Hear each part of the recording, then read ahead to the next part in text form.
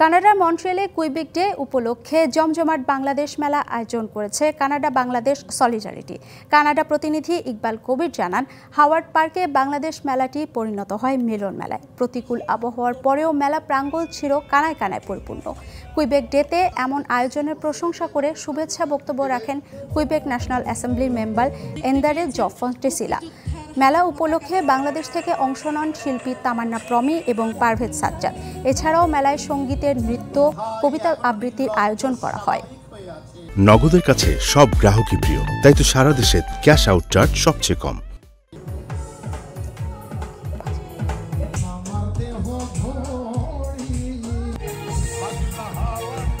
বড় ভাই ও আর বলবেন না।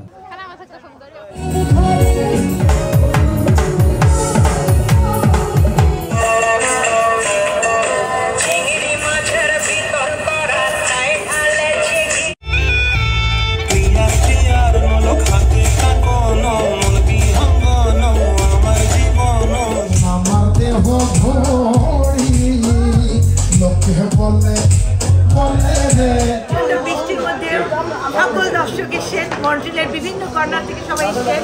ধন্যবাদ আমাদের স্পন্সরদেরকে, শিল্পীদেরকে।